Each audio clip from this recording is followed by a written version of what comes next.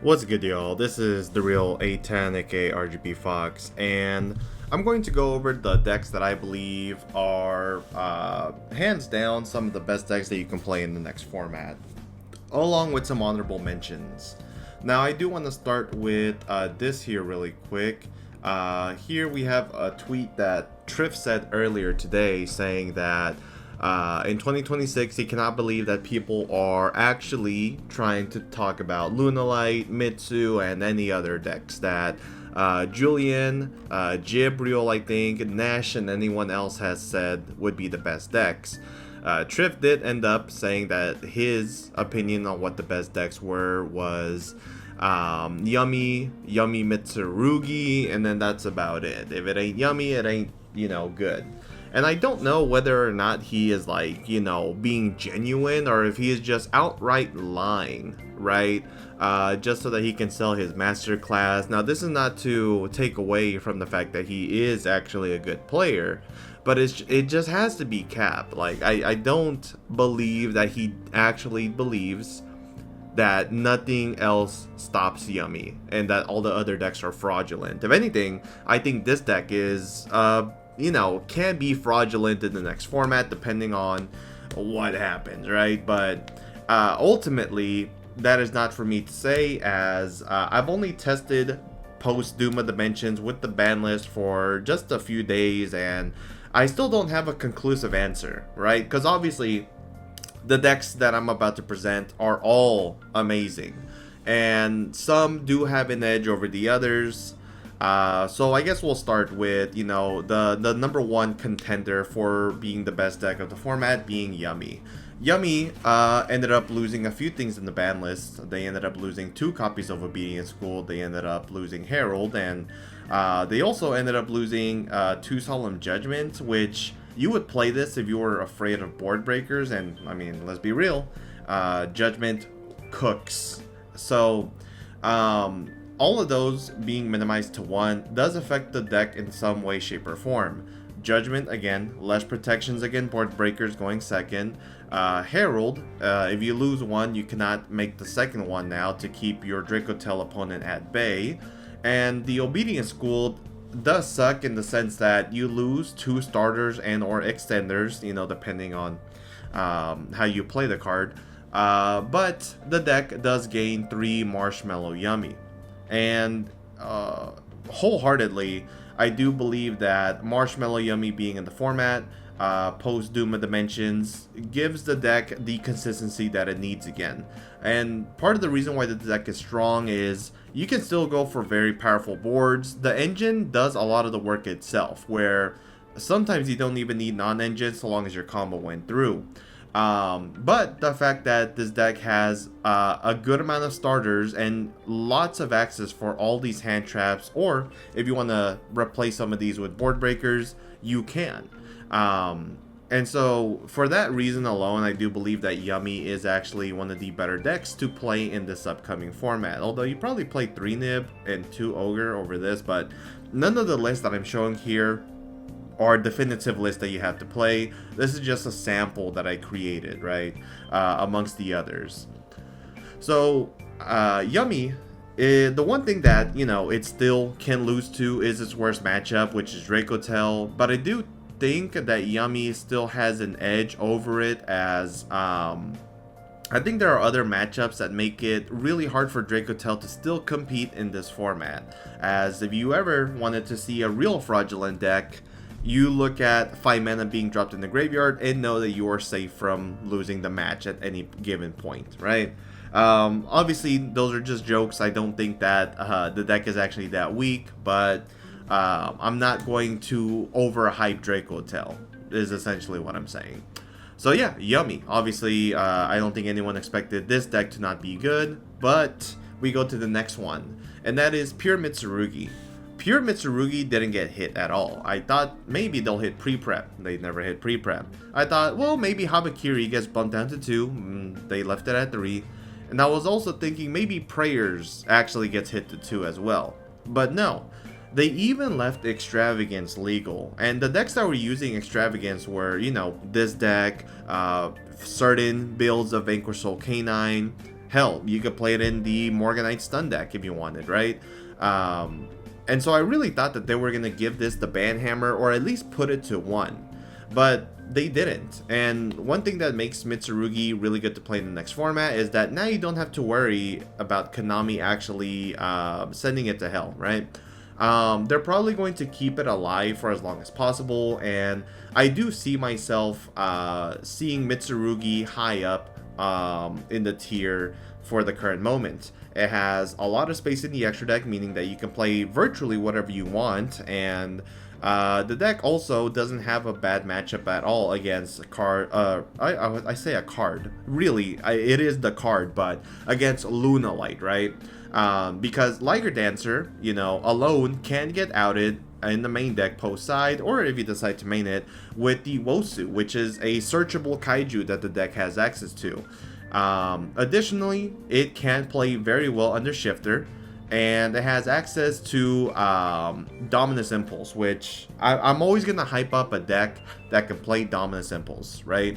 Dominus Impulse and Ash Blossom together means that you also have checks for a deck like Branded, which can come up in the fray since it, you know, had Fusion bumped up to 2, Dracotail or Branded Dracotail, right? I mean, it's 2 of the same coin. The deck also is able to utilize this card against, you know, Lunalight, which ends up improving your matchup, even without Wosu in the main, right? Because, you know, if you're going first, why do you need this card when these 2 monsters do all the work themselves, right? I think another niche thing that's really cool is because of the big body of Murakumo, if your opponent decides to hand trap you, you have access to thrust into Eradicator. And I think if players start trying to play board breakers, this is your number 1 out. Not only that, but it's also a great, and I mean a really great option against Strikers, and if the Mystical Space Typhoon deck thinks that they're going to have a chance, which I don't think is going to be good, but if they ever thought they did, you know, they're going to be crying in sorrows over this card. Now I don't know if this is going to be a mainstay, but I like this card, so I'm gonna test it out for right now. But yeah, I think this deck has lots of strengths for it, lots of consistency, access to rank 4s, access to rank 8s, and I mean, you know, Dynamondo is also an amazing card. Being able to get extra consistency with the Pot of Extravagance, and the fact that it has 15 to about 18 spaces in non-engine support, makes it a very well top contending deck. And I don't care what Triff says, I think we're going to see a lot of Mitsurugi in an upcoming format. Now Lunalight. This is probably the deck that I know the least out of everyone, but I know that I played against it multiple times, and when my opponent sets up double Liger Dancer or Liger Dancer plus Baguska, I'm shitting my pants, okay? There's no easy way for me to say it aside like that. Lunalight's strength comes in the fact that they have lots of cards at their disposal that allows them to play through multiple interruptions, right? And this is true for when they're going first or second.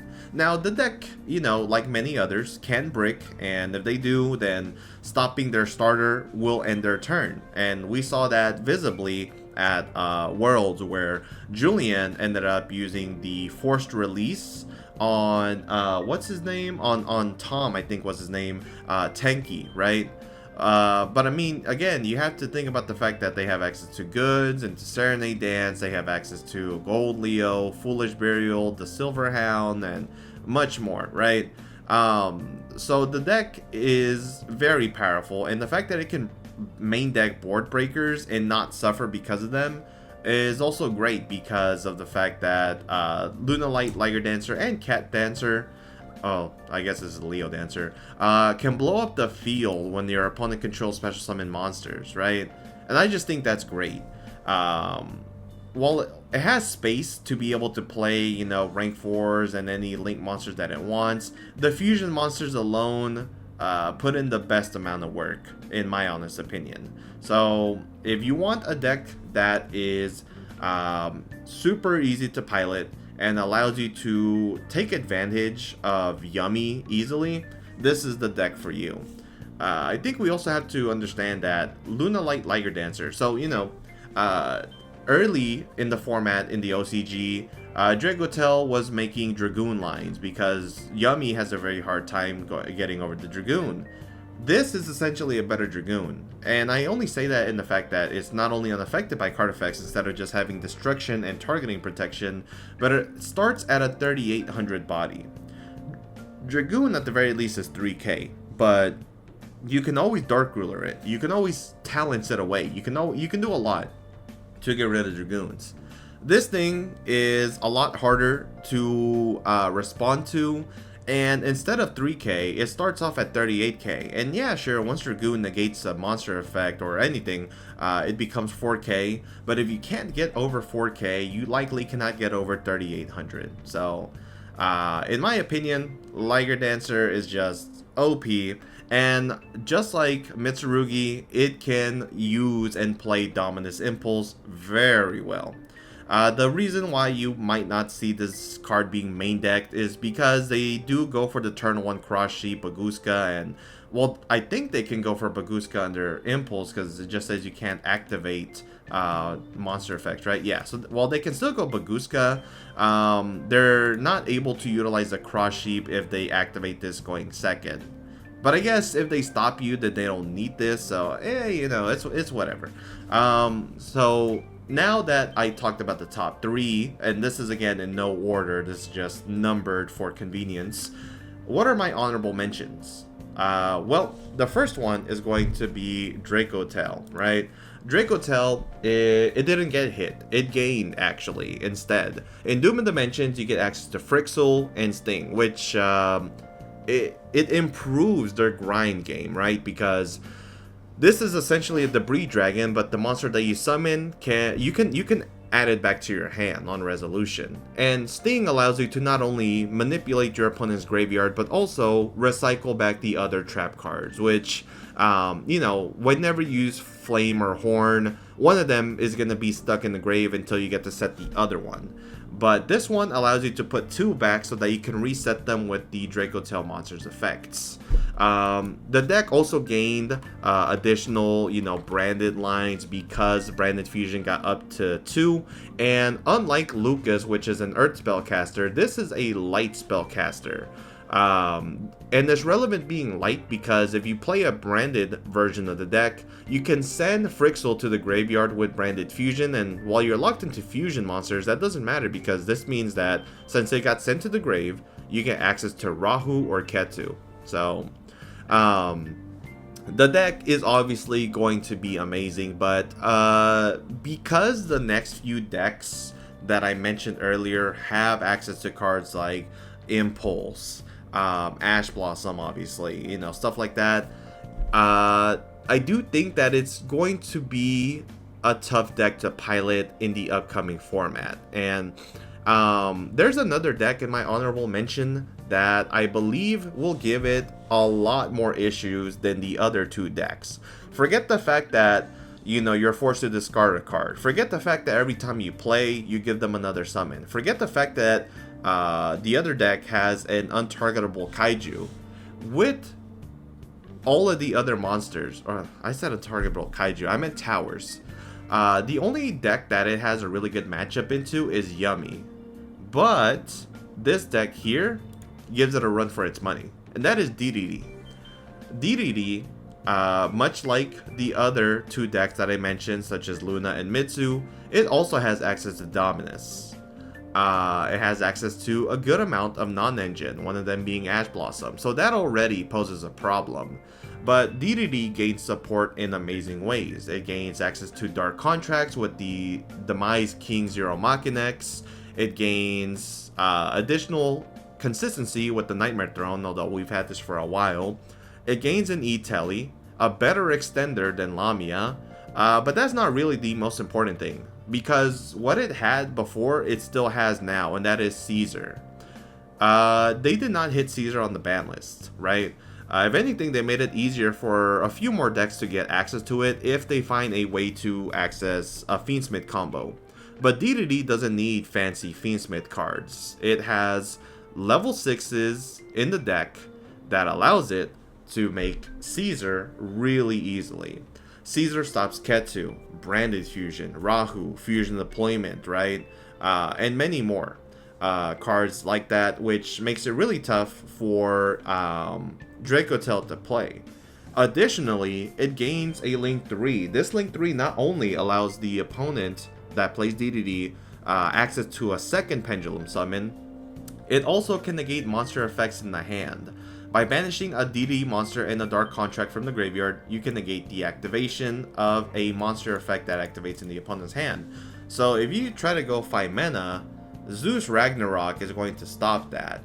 If you're playing Dracotel into DDD, you have to hope, number one, that you don't play into the Caesar, or that you're able to play around it, right? And two, that you have a Nibiru and a 5 mana, so that you can punish them for playing the game, right? The combo that this deck has will always, if uninterrupted, end with Siegfried, Caesar, Ragnarok, Deus Machina, along with either Headhunt or Dark Contract with the Eternal Darkness. Now, Dracotel can still play around the Dark Contract of the Eternal Darkness because, number one, it's a continuous trap, so if they have access ever to make Arthalion with just monsters in the hand, then they can just bounce or destroy this card. But it doesn't really need it to win against Dracotel, right? So in my honest opinion, for me, at the very least, I do think that I would tier DDD higher than Draco. But only time can tell if I'm correct. So yeah, those are the 5 decks that I would, at the very least, give credit to that you should try out and play in the format. DDD is also probably fraudulent because you still have better options in it as a combo deck, where you can play like K9 Crystron instead. But I'm gonna put my own little bias here and say that this deck might actually cook, and only time will tell. Do note though that this deck is a lot weaker in Tufua than Draco and Yummy, because there is no half boards that this deck makes really well. I mean, you're adding a Pendulum Summon on top of the other mechanics that you get access to, right? So yeah, just saying, DDD is a little cooked, but I believe in it, man. I truly think that it's going to be amazing. So that's it for my video. If you guys agree or disagree, please tell me why in the comments down below. And if you have other decks that you would put as your top 5 contenders, feel free to let me know. This has been RGB Fox, and I'll catch you in the next one. Peace.